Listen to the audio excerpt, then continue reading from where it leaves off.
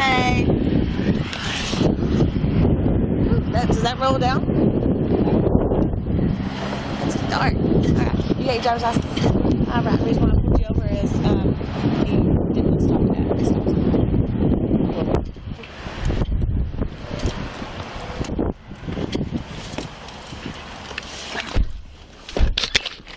She was shocked as to why she got pulled over. She was? She didn't even see that that was a stop sign, apparently. She's like, On January 16, 2022, in Camden County, Georgia, a routine traffic stop for a minor stop sign violation became the catalyst for a total collapse of constitutional policing.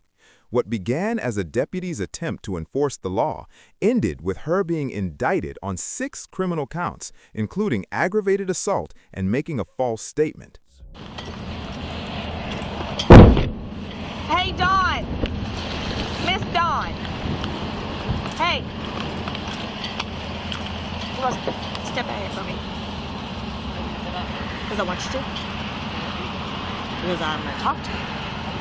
I can't touch you right No, now. I want you to step out. I'd like to take the vehicle if there's a reason why. Yeah, I want you to step out. But there's not a reason for me to Because step I out of the told you to vehicle. step out. Okay? So let's not. I want you to step out because I need you to step out. Okay? I need to have a reason to You step don't out. have to. Where is it stating that you have to have a back over here, Yeah, please? come on. Ma'am. Get out. Get out of the car. 11:59 Cameron, I need another unit. Morning, you en route? Get out of the vehicle. I am not. I will break this window. You need them 1018? She won't get out of the car. Get out of the car, so I'm going to break that window. You're not going to break the window. 18 Cam and I'm mobile. I'll be to her in 30 seconds. Get out of the vehicle. 59, you have to shell on 40. Get out of the vehicle right now. This case presents a chilling legal paradox. When does command presence cease to be a tool for safety and start becoming a mechanism for battery? As we analyze the footage, note the manner in which authority is weaponized against a non-combative citizen. Oh my God. 7196 delay. Listen to me. I really don't want to break your window. I really don't. But when I tell you to get out of the vehicle, you are to get out of the vehicle. So get out of the vehicle. Load 18 is 23. Are you kidding me? Stop sign. Get out of the vehicle right now. Officer just hit the damn front of the vehicle. Get out of the vehicle. Get out of the Get out! Right, get the out of my fucking car. Get out of the car. Get out. Are you kidding me? Get out. Taser, taser, taser! Get out. Roll over, now! Get out.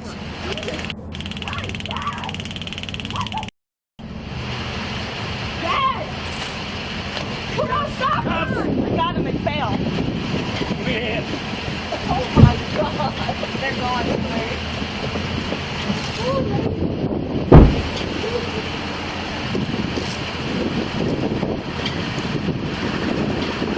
Let him go. You're not going to get up. Get up. That's the way I'll get up. Hold on to her. I put my shirt down. Get up. Right now. All right, you're all right. Come here. No, You take her. Come here! Please. Walk or I'm gonna drag you. Stop. I'll talk to you in a minute, but the way you act right now, we have to put our hands on you. Listen to me. Sure, you Stop. just got here. I know, and that's when I'm gonna figure it out, and then I'll talk to you. Stop. Okay? I'm Stop. happy that you got me. Relax. Okay. I'm calm. All right. I'm calm. She threw me on the floor. I just down. need somebody that's not her. All right. I got you now. Sit down. Was this officer de-escalating a threat, or was she manufacturing one to justify her own loss of control? To understand how a simple request to exit a vehicle led to a career-ending felony indictment, we must examine the dangerous intersection of officer ego and the Fourth Amendment. All right. Put your feet in, watch your head. Can I get this?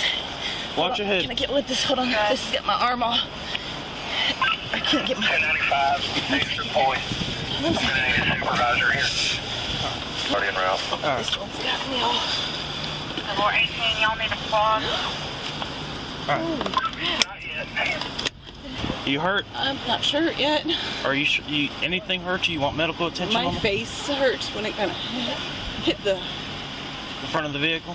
The ground and then the front of the vehicle. Okay. I'm going to call you a squad, okay?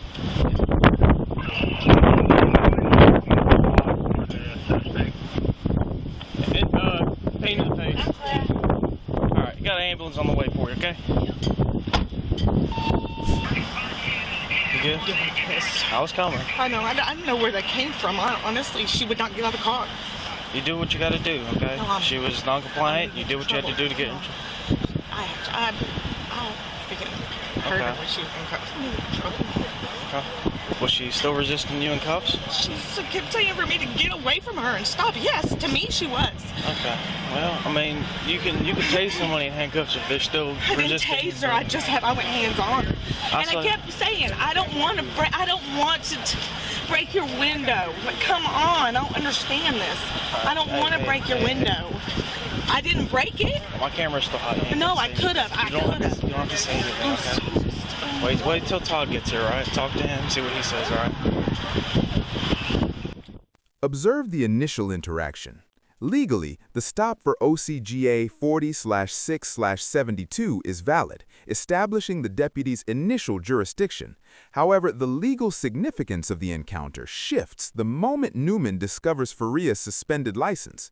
Rather than informing the driver of her status and the subsequent legal necessity to impound the vehicle or secure the driver, Newman immediately issues a command to exit.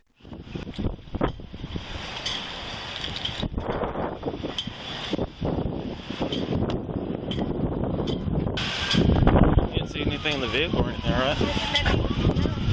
There's nothing. I don't understand if it's just a suspended license or something. She didn't even know that yet. I hadn't even had a chance to tell her. I'm thinking there might be something else. I just asked her to step out because I just wanted to talk to her. And she said there's no reason to. I said, yeah, I just want you to step out. And she said no. She hurt. She's saying she don't know. She thinks she might have hurt her face when she turned around or she hit the car. But she's not even saying if she's for sure hurt or not. So. Things okay now, I'm here? Yeah. Everything good? That's most just go there whistling at you. How you doing, So, you want to talk to her? She was refusing to get out of the car or whatever, and I guess Christy had her hands on her. She ended up on the ground, hit her head on the concrete. Also hit her head on the front of the push bar, so okay. She might have some head injury. How you doing, ma'am? My name's JD. Are you hurt anywhere?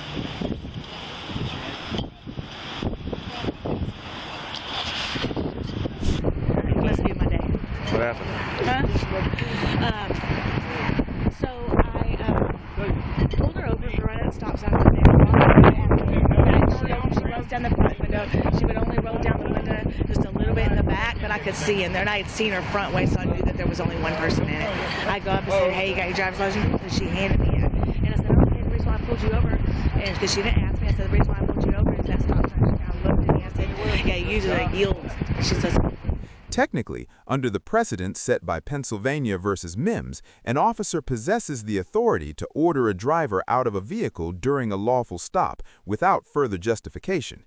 Yet legal experts often debate the spirit of Mimms. Is it a shield for officer safety or a sword to compel blind obedience? In this instance, Newman's failure to provide a basic explanation, a simple statement that Faria was no longer legally permitted to operate the vehicle, transformed a routine administrative issue into a battle of wills. I walked back here, I thought that she was suspended. I was like, yeah, it's on judgment, what is it for, da-da-da-da. Well, I like to get them out of the car to talk to them about it. So her windows rolled down a little bit like that. She by herself? And I said, hey, I called her by her first name because I couldn't pronounce her last name. She ignored me, so I walked up there and I said, hey, go ahead and step out for me. She said, why? I said, because I want you to. I want to talk to you a minute. Why? I'm not going to. So she said, I want to sit here. I said, no, ma'am, I want you to step outside of the vehicle. She's suspended. She's not supposed to be in her anyways, right? So I just want her to step out here. And she said, no. She rolled up all the windows and locked them. I finally got in the back, and I said, please don't make me bust your window down. I don't want to have to do that today. It's not that crucial. Please. He comes. She unlocked the door, got on the FaceTime with her dad. And he comes over, he says, Taser, Taser, I back up. Then I start grabbing her out. You know, like she's holding on to the Taser. Okay. And I mean, I could have, but I just wanted to get her out of the car. I just don't ever think about that first. So I get her to the ground and I break her and I take her to the ground. We're trying to get her cuffs and Taser again. She's screaming. And I said, get up. I grabbed her. She said, you weren't grabbing me like that. So I get her up. I told her to get up. So she kept like, away from me. So I grabbed her and did this, and she hit her head on the front of I mean, she just wouldn't stop. And so he told me, Chrissy, calm down, get away, go sit in your car because I'm shaking. She just wouldn't get out. No, I'm just shaking up. Let me talk to you real quick. Ma'am. Note the tactical red flag at the 2-minute mark.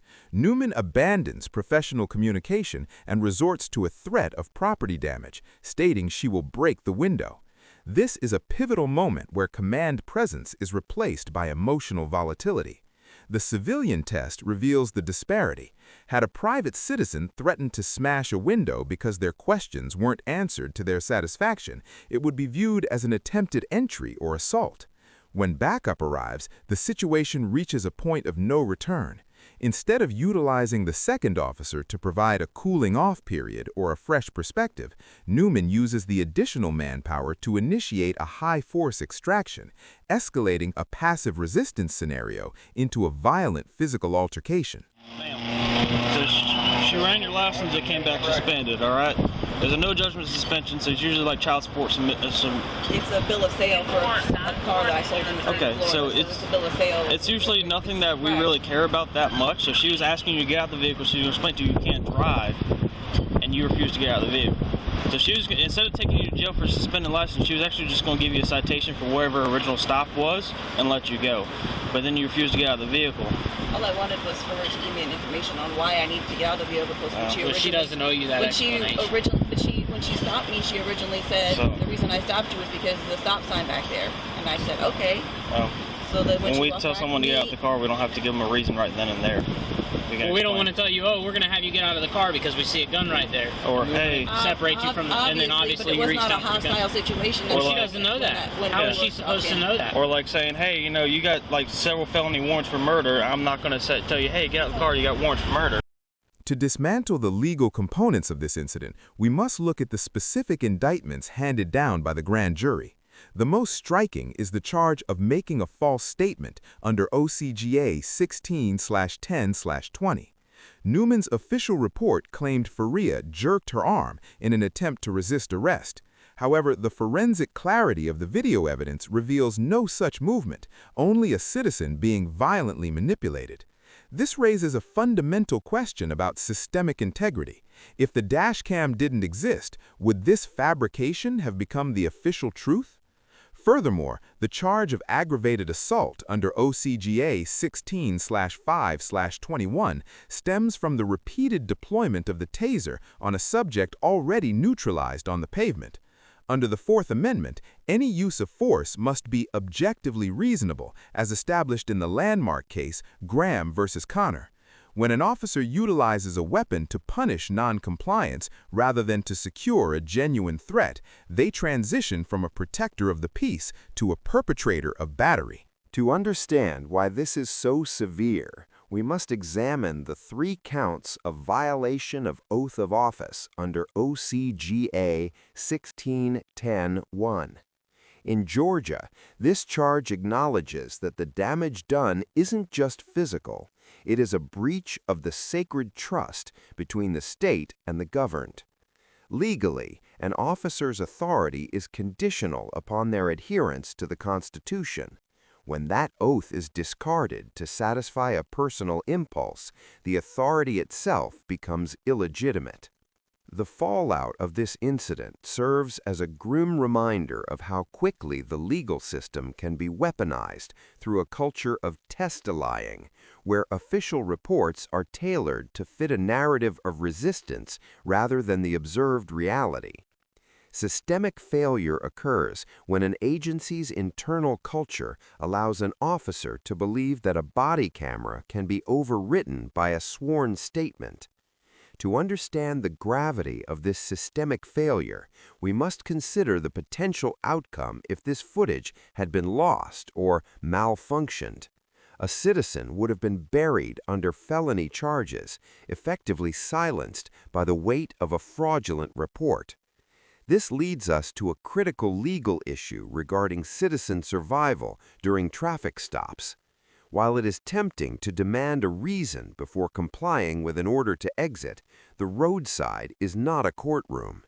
Under the Mimms precedent, once the command is given, the legal threshold for obstruction is met the moment you refuse. For the citizen, the lesson is clear. Comply with the order to exit to strip the officer of their excuse for escalation. You cannot win a physical battle against a badge on the street. You win the legal battle against the person behind it in court, where the evidence, not the ego, defines the truth. Final verdict. Deputy Christine Newman receives a grade F. While Newman possessed the initial legal authority to stop the vehicle and order the driver to exit under the precedent of Pennsylvania v. Mimms, her subsequent conduct was a catastrophic failure of both ethics and law. By escalating a passive interaction into a violent assault and then intentionally falsifying an official report to manufacture criminal charges against a citizen, she abandoned her role as a peace officer. Her indictment on 6 criminal counts and her termination represent a rare but necessary moment of accountability for a total betrayal of the public trust. Karis Faria receives a grade C-. It is a harsh reality of American law that a driver must comply with an order to exit the vehicle during a lawful stop, even if the officer is being unhelpful or hostile. By refusing the order and attempting to litigate the matter on the roadside, Faria technically committed the act of obstruction, providing the legal hook the officer needed. However, her resistance was purely passive and nonviolent, and it in no way justifies the brutalization or the perjured report that followed. Faria was a victim of an officer who chose ego over the Constitution. The Camden County Sheriff's Office and the GBI receive a grade A for their handling of the aftermath. By reviewing the footage objectively and pursuing felony indictments against their own, they demonstrated that transparency is the only cure for police misconduct. What do you think? Does the driver's initial refusal to exit the vehicle mitigate the officer's actions, or was the deputy's response a criminal assault from the moment she reached for her taser? Let us know in the comments below.